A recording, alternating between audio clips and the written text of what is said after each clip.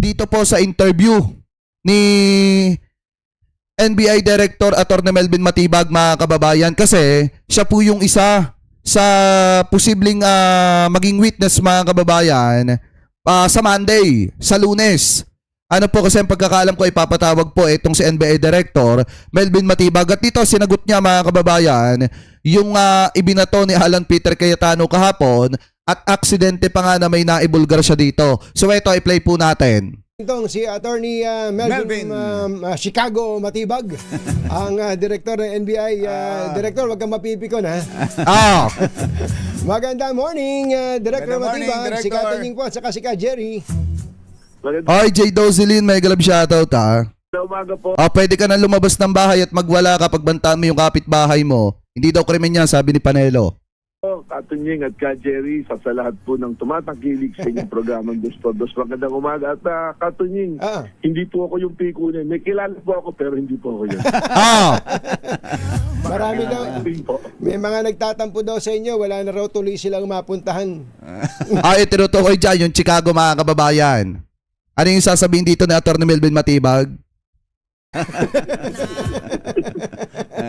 Okay, po kami binabantayan dahil may balita po kami na lumipat lang? Lumipat. Gano'n naman yan. Monitor po namin. Clue. Saan lugar ba yan? Quezon City o Ortigas o saan po ba yan? Nabanggit ko na po. Nabanggit ko na. Parang alam ko na nga. Ito, di ba aksidente na nasabi dito ni NBI Director Melvin Matibag na may binabantayan sila. Kasi nga may nakarating sa kanilang balita na inilipat daw, mga kababayan, yung Chicago KTV bar. May inilipat daw, mga kababayan. Ibig sabihin, humahanap ng bagong pipestuhan. Kasi nga, delikado na doon sa Pasig. Parang alam ko na nga, napagkukwentuhan na ng mga ilang mga kakilala natin eh. Director, una-una, naging paksa kayo kahapon na. Kahit ganyan kayo kasikat. Hindi pa kayo ang nakasalang, pero kayo na ang pinag-uusapan. Dapat inayos niyo yung kwelyo niyo. Tingnan niyo na, wala pa ako diyan. Ako na pinag-uusapan. Nagtataka rin po ako kung bakit naman gano'n. Kasi respectfully requested the prosecution na kung maaari po sana paagahin yung aking pagtistigo para mapuntahan ko po yung parehas na kaganapan. Ganun pa man po, ang in order of priority doon sa dalawang event na yan, yung po aking pagtistigo sa impeachment court. Kaya naman po, sabi ko nga po, paagahin po sana, kung maaari, dahil ng pagkakaalam ko, I was informed, ako ay nakatakdang tumistigo dun po sa pangatlong linggo, kung saan 21, 22. So, ini-request ko po sana na baka pwedeng maisingit ako na mapaalam ko ngayong linggo. Tama. Sana, tapos bukas, tapos sa dalos. Kasi alam ko naman po na hindi naman po matatapos ng isang araw yung aking pagtistigo dahil kagaya po kahapon, nakita nyo, yung cross-examination hindi pa nga po tapos.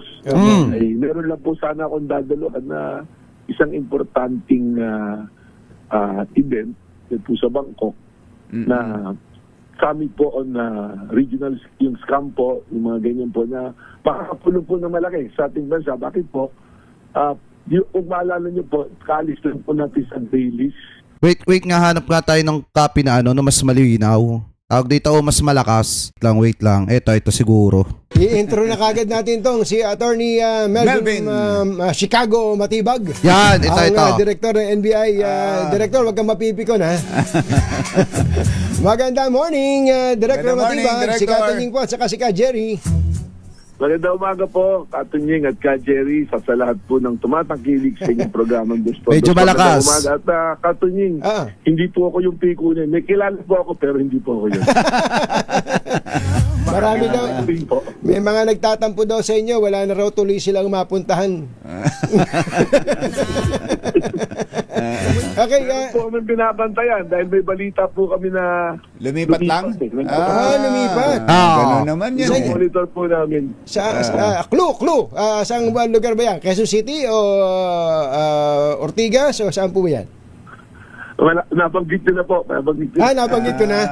Parang alam ko na nga. Parang alam ko na nga, napagkukwentuhan na ng mga ilang mga kakilala natin eh. Director, una-una. So ibig sabihin mga kababayan, yung Chicago KTV bar inilipat sa ibang lugar dahil masyadong mainit nga naman mga kababayan kung mananatili pa sa Pasig. Dahil nga 'di ba ipinasarado nga yan. Tinanggal mga kababayan yung permit to operate niyang KTV bar na yan buhat nung na-raid ng NBI. So ngayon, ang ginawa nung siguro nung may-ari or nung kasosyo ni alam nyo na yon, inilipat mga kababayan ng ibang lugar para makapag-operate uli, makapagbenta ulit ng tilapia. Anyway, tuloy pa natin. Una, naging paksa kayo kahapon na. Kahit ganyan kayo kasikat. Hindi pa kayo ang nakasalang, pero kayo na ang pinag-uusapan. Yun nga. Dapat inayos niyo yung kwelyo niyo. Tingnan na, wala pa ako diyan. Ako namin nag-uusapan. Nagtataka rin po ako kung bakit naman gano'n. Kasi respectfully requested the prosecution na kung maaari po sana paagahin yung aking pagtistigo para mapuntahan ko po yung parehas na kaganapan. Ganun pa man po, ang in order of priority doon sa dalawang event na yan, yung po ang aking pagtistigo sa impeachment court. Kaya naman po, sabi ko nga po, paagahin po sana, kung maaari, dahil ng pagkakalam ko, I was informed, ako ay nakatakdang tumistigo dun po sa pangatlong linggo, kung saan 21, 22. So, ini-request ko po sana na baka pwedeng maisingit ako na mapaalam This week ko na. ngayong linggo. Today po sana, tapos bukas, tapos sa dalos. Kasi alam ko naman po na hindi naman po matatapos ng isang araw yung aking pagtistigo dahil kagaya po kahapon, nakita nyo, yung cross-examination hindi pa nga po tapos. Tama. So, meron Tsaka ang tagal mga kababayan. Possible na kay NBI Director Melvin Matibag, talagang tatagal din ng sobrang tagal. Kasi i-cross-examine din to mga kababayan nung magkabilang panig. Wala po sana akong dadaluhan na isang importanteng event po sa Bangkok na kami po on regional yung scam po, yung mga ganyan po na makakapulong po ng malaki sa ating bansa. Bakit po? Kung maalala nyo po, kaalis lang po natin sa dailies sa money laundering. Yes. ATF po, yung financial Sa France. task force, opo, yung ATF po. So, point system po yan. Yung pagdala ko po ron sa point. Dahil next year po, we will be again subjected to audit kung mananatili po tayo out of the dailies. Kaya importante po. Importante rin. Opo. Totoo naman po, pwede ko magpadala ng aking deputy, mentioned by Senator Alan. Yun naman na po yung plano ko. Magpapadala sana ako ng deputy. Actually, nakalista na nga po doon na may dadalo talaga. But I received communication from the director of FBI himself na gusto po akong makaharap on a side meeting. And that is a very rare opportunity for an FBI director na magkaroon po ng side meeting sa FBI. Teka muna. Sino ba yung FBI director? Sino ba yung FBI director na yan? Kas Patel po. Ano pangalan? Director Kas Patel po. Kaspotel. Siya mismo ang nag-request na Patel. siya po ang nag-request mismo na umattend kayo para makausap niya kayo. Yung pong kanyang yung pong kanyang country representative dito, yung liaison officer po. Kasi po, ganito po yan may pangyayari po kasi hindi naman natin ibinalita. One of the 10 most wanted of US, yung number 2 wanted po, si Henry Kimball, na nakita niyo po sa news, he was extradited 2 weeks ago, na matagal na pong gustong makuha ng FBI, natulungan po natin ang FBI. Sa mabilis na pamamaraan, akala po nila it will take weeks or a month before matulungan natin. Pero nag-coordinate po sila sa akin ng Monday. On Thursday, napadala na po natin. Contrary to their belief na maaari magtala. So, katunayan, pinadalan pa po ako ng commendation letter ni Director Kas Patel na tulad sa akin. At noong dumating po yung bagong ambassador dito, during the celebration ng Independence Day nila, I was invited. Napag-usapan pa po namin ni Ambassador Philipon. So, medyo kaya po nakapag-desisyon sana ako na pumunta ng 21-22 dahil yun po yung indication sana na maaari kaming on the side makapag-usap sana ng director. Nagpapalakas pala sa inyo yung FBI director eh.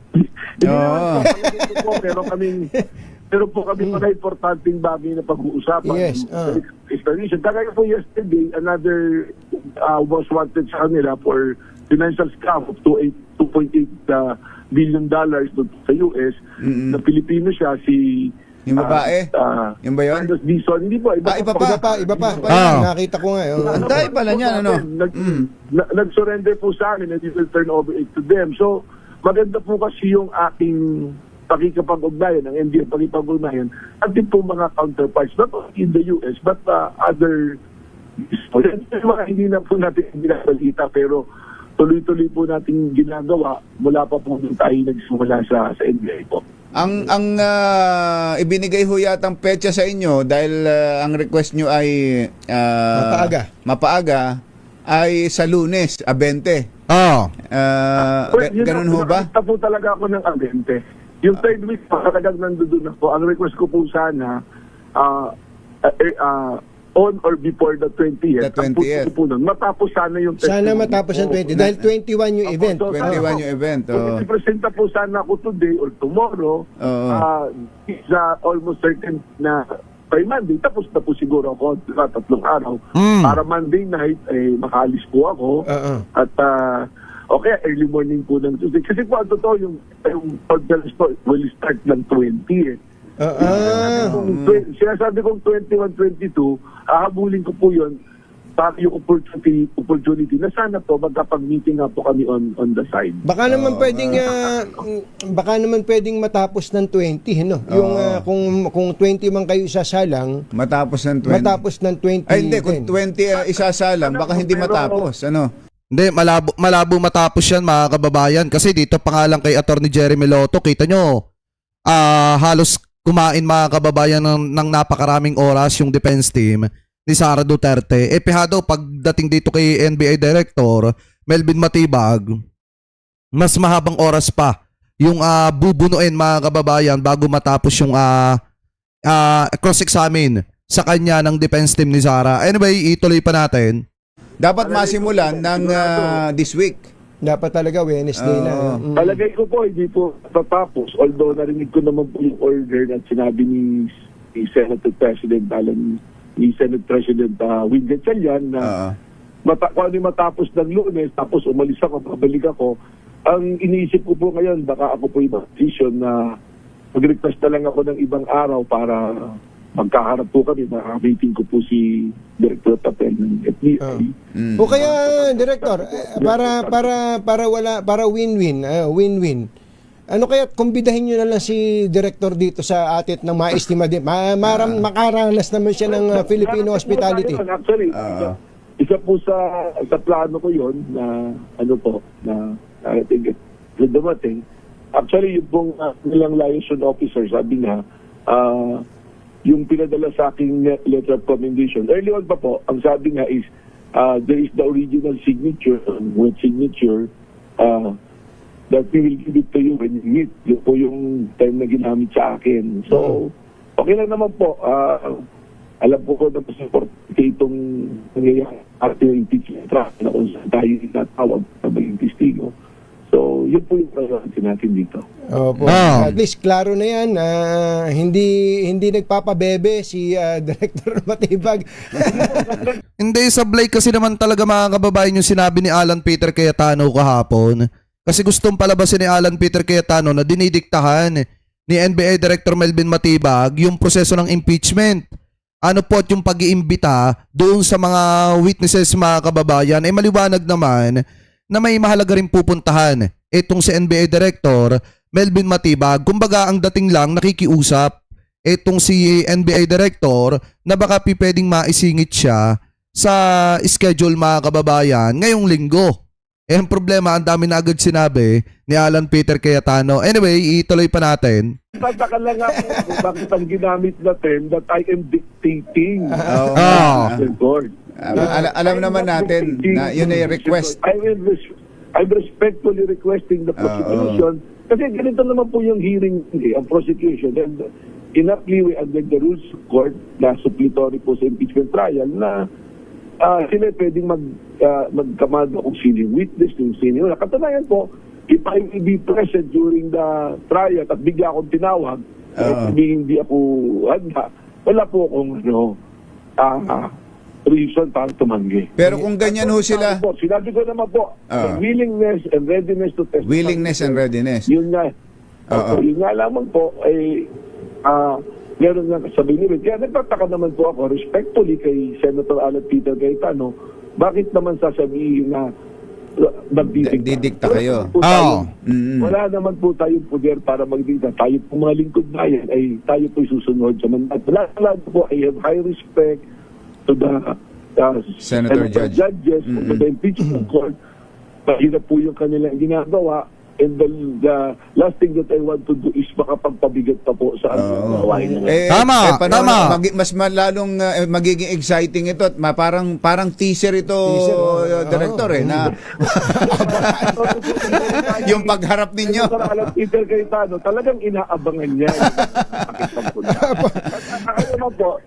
Ito kasi talaga yung maganda mga kababayan kapag umatid. Itong si NBA Director Melvin Matibag, yung kasing minority mga kababayan, asar na asar yan kay NBA Director Melvin Matibag dahil nga, di ba, nakulong. Itong kaalyado nila na sina Defensor mga kababayan at itong sina Marcoleta. Lalo na itong si Defensor. At nung nakulong si Defensor, di ba, natigil yung ipinagmamalaki nila na mali-maletang pera na ibinigay daw do sa mga politician. Ngayon, yung maleta boys, hindi na alam kung nasa saan. Bago si Baligod, mga kababayan, may warrant of arrest na. At yung dalawa pang individual na kasama niya. So ngayon, dito mga kababayan sa usaping ito, talagang magiging kaabang-abang ito dahil nga, pihado. Maraming itatanong si Alan Peter Cayetano kay NBI Director Melvin Matibag. Alam niyo naman mga kababayan, yung mga taga-minority kasi, pag hindi nila kasundo, di ba ang ginagawa nila, ginigisa nila, pero ang ending, bumabalik lang din sa kanila yung mga ginagawa nila. Anyway, tuloy pa natin. Just a little commentary po. Ay ako naman, kaya naman po lumabas na sa pre-trial order that I will be one of the witnesses. So, palagay ko hindi rin naman po tama na sasabihin na hindi handa, hindi na paghandaan. Well, ano naman po yan, alam naman kung ano yung ititistigo ko. So, at kung ano yung ititistigo ko ron, doon naman po manggagaling yung mga tanong. Sa akin. Ng lahat ng nandoon po sa impeachment trial. Tama. Sabi nga ng reporter yung tanong sa inyo ng reporter, depende kung ano ititistigo nyo. Ay, teka. Yun naman po. Habol lang, ba't yung mga dokumento, ang dami raw typo error. Yung iba nga, hindi nga typo error yun na yun eh. Parang substantial Department of Education naging Department of Justice. Alam niyo po, nangyayari po talaga yan. At ako mismo as a director, pag dumadaan sa akin yung papel, meron po akong napupunan na ganyan kasi lalo na po yung mga subpoena, templated po kasi yan na katuloy na So minsan po, ang ginagawa, parang yung template na yun, mag-cut and paste po. So, minsan, oversight, inadvertently, ang nangyayari po, yung date, hindi napapalitan. Ayun. Yung unang pinadala ng subpoena na yun, doon na po lumalabas. Yung crime na nakalagay doon, yun na po yung nalalabas. Tama. Napapasyala na po. So, our graphical po, ang importante po itong tingnan natin, sa mga kababayan natin is the substance of the document, substance of the testimony. But of course, kung may pagkukulang at mali, dapat po talaga na makorek. Tama. Kasi mga kababayan, kahit pasabihin nilang maraming discrepancies, yung mga dokumento mga kababayan, hindi naman mawawala yung yung mismong substance kung bakit may mga kasong ganon. Diba mga kababayan, kung bakit kinasuhan at inimbestigahan etong si Sara Duterte kasi may ginawa siyang pagbabanta Diba mga kababayan, kahit pasabihin nilang maraming patsi-patsi umali doon sa dokumento, maliwanag naman na kaya may mga dokumentong ganon kasi may ginawa si Sara Duterte na kailangan maimbestigahan at kailangan siyang mapapanagot. Yun lang yun mga kababayan. Para sa akin na hindi naman naapektuhan yung video kung saan kita yung pagbabanta ni Sara Duterte doon sa mga dokumento mga kababayan na may may depekto, ika nga, o may konting problema pagdating doon sa mga date. Ano po, so ngayon ituloy pa natin. Mga typographical po din. At sa akin po, halimbawa, yung tungkol po dun sa sinampino ng Multi, November 11, December 4, that is a clear na mali yung pagpasok na yun. Diyan na po nangyari na templated, pinasok doon. Pero it was a clear oversight na was addressed dahil yung kaya na po ni DP Sara, sumagot naman po Ibig sabihin, there's already a recognition po. Opo. Director, salamat po sa inyo. Thank you, Director. Magandang umaga po. At si pagka nakausap yung FBI Director, Si Kash Patel. Si Kash Patel, sabihin nyo, punta dito, pakainin natin ng Sisig. putong binyang.